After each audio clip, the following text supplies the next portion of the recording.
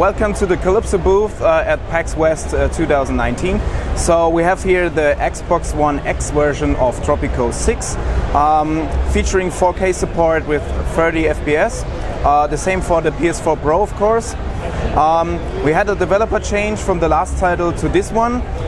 Before, the other titles were made by Hemimont Games, so they had their own engine, and so we want to improve the visual presentation of the game.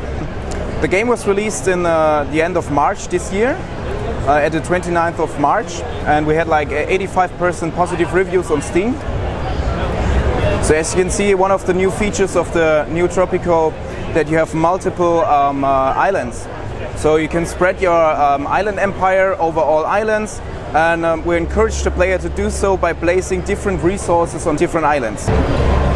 So that's the first mission. As you can see, we do not have any minimap here, so what we did is the archipelago view.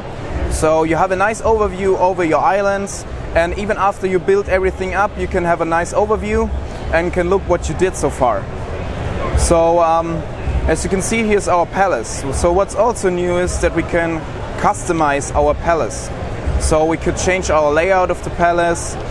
We could also roll out the red carpet for our Presidente, of course. We can also put a fish tank on top of our palace. As you can see, the shark over there. Of course, we could also do like a hologram. So there's a lot of customization options for our players to do so. It was a quite wanted feature from our community, so we implemented it on this Tropico, of course. So we can also change our appearance. We could change, for example, to a pharaoh outfit or even the Roman emperor. So and of course the related head to it. So as you can see, Tropico itself has a lot of humor. So we want a lot of fun for the player to also choose his outfit. And that's what all about. It's Tropico. I mean, it's a city builder at heart, but you have also the politic aspects, of course.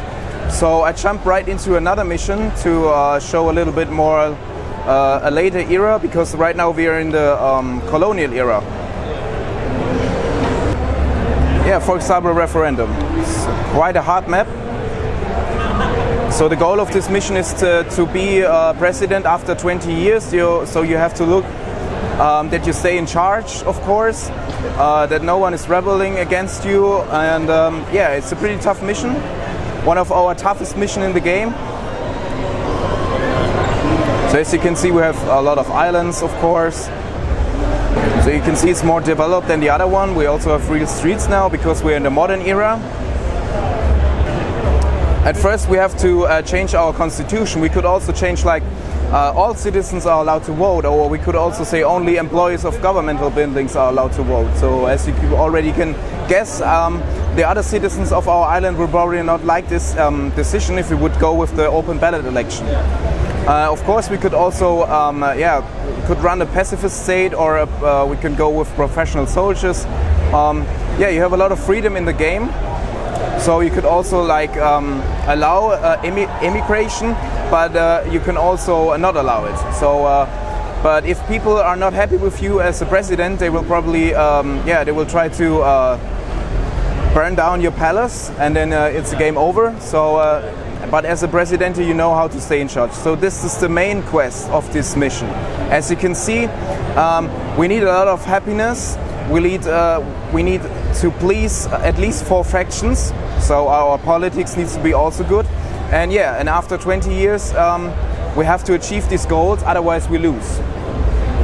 So we have, of course, a lot of edicts. We could also make like contraception ban, so our citizens increase the birth rate.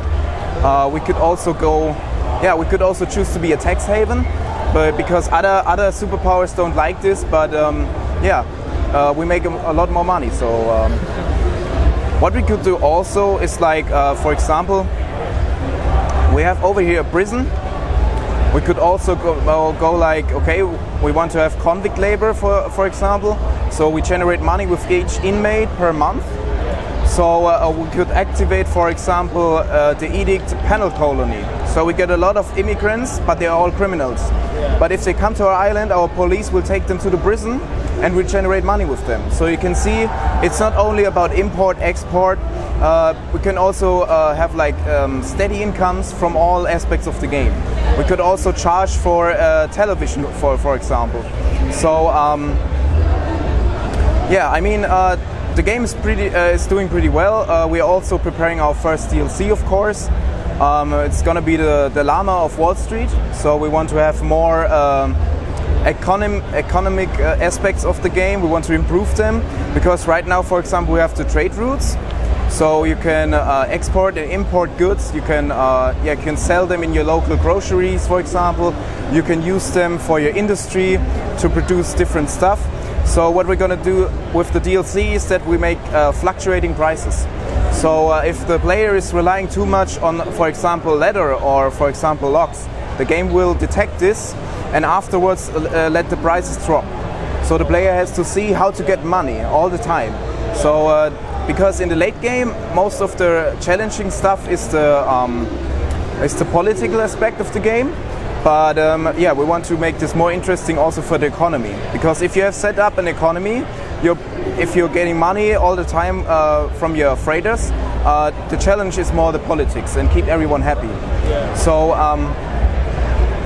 yeah, I mean, right now it would be best, for example, if we want to improve happiness, we could check in our almanac. That's the Bible for us as a Presidente. As you can see, we have quite a lot of homeless people. We have also some unemployed people. So we have here, for example, the overview for the happiness values. As you can see, it's quite low.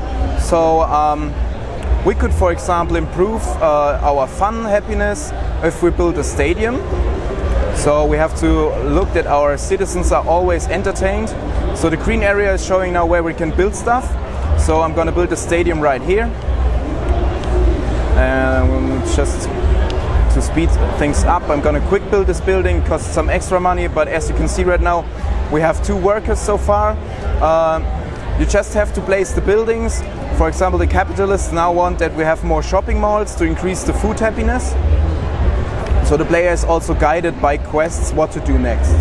So yeah, let's build some shopping malls to keep people interested and get them some food and groceries.